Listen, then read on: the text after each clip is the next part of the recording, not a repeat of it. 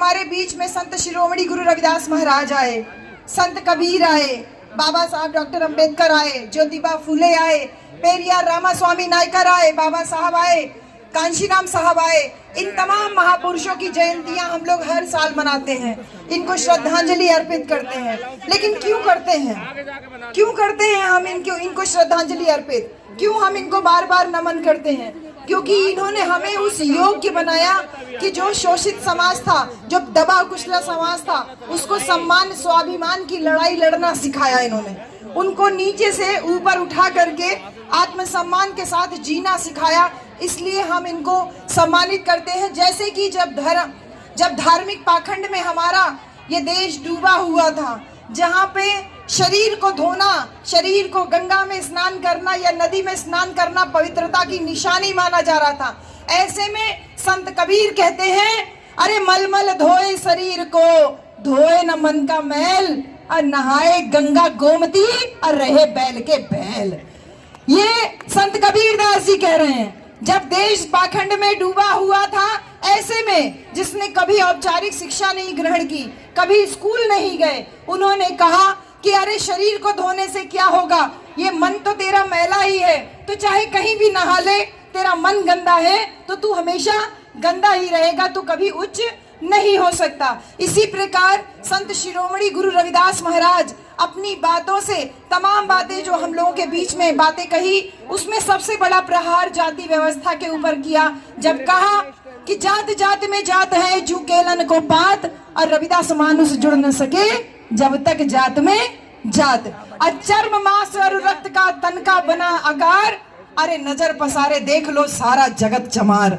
जब वो कह रहे हैं ये बात कि अरे चमड़ा मांस और रक्त का शरीर बना हुआ है, तो नजर पसार के देखो, हर एक व्यक्ति तो चर्म मांस और रक्त से बना है, हर एक व्यक्ति तो चमार है, तो फिर क्यों अपने आप को कोई श्रेष्ठ मान रहा है, कोई नीचा मान रहा है? तो संत शिरोमणि गुरु रविदास महाराज एक विचार देके जाते हैं, जो धार्मिक पाखंड में देश डूबा हुआ था, उनको उससे निकालने के लिए और जाति पाति के भेदभाव को खत्म करने के लिए उन लोगों ने हम लोगों के अंदर आत्मविश्वास जगाया कि ऊंच नीच, कहते हैं रविदास जन्म के कारणे होत न को नीच।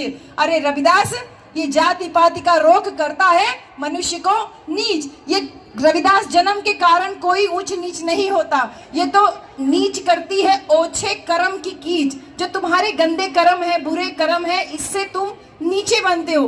तो हमें आत्मविश्वास जगाया, जो सम्मान के हकदार हम थे उस हक को दिलाने का काम हमारे महापुरुषों ने किया, संत लोगों ने किया। जब सामाजिक सम्मान की बात आई तो पेरियार रामास्वामी नायकर, महात्मा ज्योतिबा फूले ने आंदोलन किया। उन्होंने कहा कि हम तुम्हारी बनाई हुई जाति व्यवस्था को नहीं मानते, हम ठोकर मारते हैं। हमने सत्य शोधक समाज बनाया, हमने आत्मसम्मान का मूवमेंट चलाया।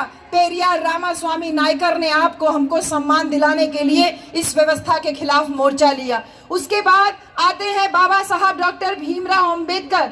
बाबा साहब ने भारत का संविधान लिख करके जो महापुरुषों के द्वारा बताया हुआ रास्ता था, उस रास्ते पे चलने के लिए एक बहुत दमदार दस्तावेज हमारे सामने खड़ा कर दिया। क्योंकि ये देखिए कि इस दुनिया क्या ये कह लीजिए, इस भारत देश में राजा राम और सीता राम की लड़ाई चल रही है। और राजा राम सीता राम की लड़ाई कैसे चल रही है, जो हम लोग गांव में एक कहानी के माध्यम से बताते हैं। एक गांव में एक ऊंची बिरादरी का व्यक्ति आकर के रहने लगा।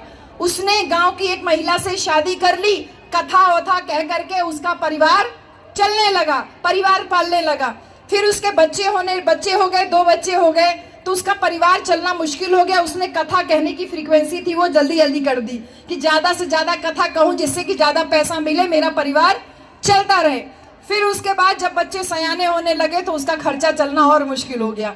तो उसने तय किया कि मैं अपने बच्चों को प्रधानी का चुनाव लड़वा देता हूँ।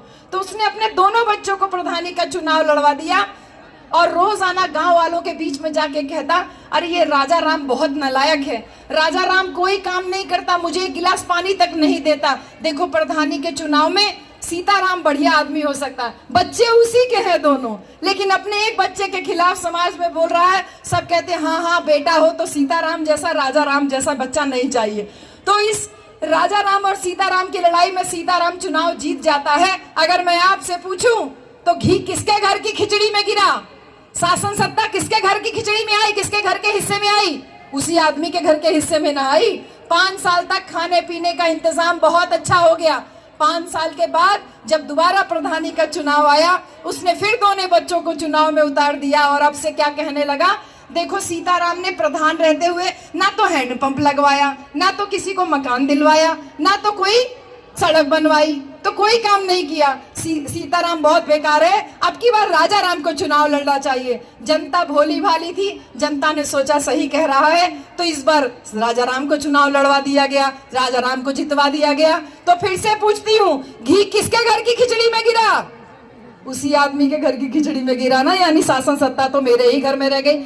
इस राजा राम और सीताराम की लड़ाई में बारी बारी से मलाई वही खा रहा था, और जब कुछ गांव के लोग आते उससे कहते भैया हमारा मकान बनवा दो, हमारे यहाँ हैंडपंप लगवा दो, तो उसने 2 मोटे मोटे हट्टे कट्टे आदमी तैयार करके रखे थे कि अच्छा तुझे मकान चाहिए। वो लठैतों से उन लोगों को मरवाने पिटवाने का काम करने लगा।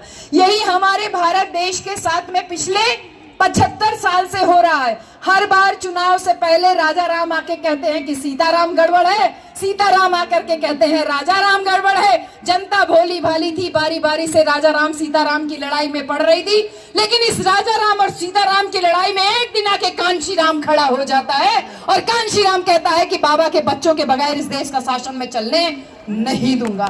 वही बाबा साहब जिन्होंने भारत का संविधान लिख करके आपको हमको एक सम्मानजनक जिंदगी दिया, उस सम्मानजनक जिंदगी को आगे बढ़ाने के लिए मान्यवर कांशी राम साहब आते हैं। वो जनता से सवाल करते हैं कि तुम्हें आगे बढ़ना है? बोलती है जनता हाँ। बोले कैसे आगे बढ़ोगे? बोले बाबा साहब ने रास्ता दिया है। तो बोले रास्ते पे चलते हो? तो बोले कि अरे बाबा साहब तो हमको एक एक्सप्रेस वे बना के दिए, उबड़ खाबड़ रोड नहीं बना के दिए, एक एक्सप्रेस वे बना के दिए भारत के संविधान के रूप में। जनता बोली अरे हम लोग गरीब हैं, एक्सप्रेस वे पे कैसे चलेंगे, हम लोग तो खेत में पगडंडी में रहने वाले हैं। कांशी राम साहब आके कहते हैं अरे तुम गरीब नहीं हो, तुम्हारे पास वोट की ताकत है, ताकत का एहसास कराते हैं। और जब उत्तर प्रदेश में 4-4 बार मुख्यमंत्री बनाते हैं तो इस बात का एहसास कराते हैं कि तुम अपनी शक्ति से, अपनी संख्या के बल से, अपने वोट की ताकत से शासक बन सकते हो। साहब कांशी राम ने जो सम्मान का मूवमेंट चलाया, ये सम्मान की लड़ाई लगातार बहन कुमारी मायावती जी के नेतृत्व में चल रही है। लेकिन इस बात को ध्यान रहे कि जब जब समाज महापुरुषों के नाम पे या महापुरुषों के बताए हुए रास्ते पे चलता है, तब तब समाज आगे बढ़ता है। अगर हम बात करें तो ये इतिहास रहा है, मानव का इतिहास, मानव सभ्यता का इतिहास रहा है कि हजारों संस्थाएं, हजारों जो विचार हैं वो समाज को रेगुलेट करने के लिए, समाज को नियंत्रित करने के लिए बनाई जाती है। जैसे कि वो विचार बारी बारी से आते हैं, कोई आए, कोई नया कथावाचक आया, उसने नया विचार दिया, लेकिन समय के साथ वो सारे विचार विलुप्त हो जाते हैं। जो नहीं विलुप्त होता है वो यही है, वो है धर्म और पूंजी। धर्म और पूंजी दोनों एक साथ चल रही है। किस तरीके से एक साथ चल रही है? जितने भी आडंबर, पाखंडवादी, दकियानूसी परंपराएं हैं, ये सब पूंजी को बटोरने के लिए चल रहे हैं। मैंने तमाम कथावाचकों को देखा है, वो कहते हैं सब मोह माया है। बहन जी कहते हैं सब मोह माया है, और खुद बड़ी बड़ी गाड़ियों में घूमते हैं। कहते हैं रुपया पैसा मोह माया है, और खुद घर में पैसों का अंबार लगाए हुए हैं। बच्चों से कहते हैं मोह माया है, और घरों में देखिए तो एक से एक लग्जरी चीज उनको मिलती है। तो ये धर्म जो है ना, इसके ऊपर सीधा प्रहार करते हैं तो लोगों की भावनाएं आहत होने लगती है, क्योंकि धर्म विश्वास की चीज है। विश्वास से आस्था बनती है, आस्था से भावना बनती है, और उसी भावना से मनोवृत्ति बनती है। जो बुद्ध की पहली कथा, जो आपके यहाँ पे बगल में पहला बोर्ड के बाद, बाबा साहब के बोर्ड के बाद जो दूसरा बोर्ड लगा है, मन ही प्रधान है। ये बौद्ध धर्म में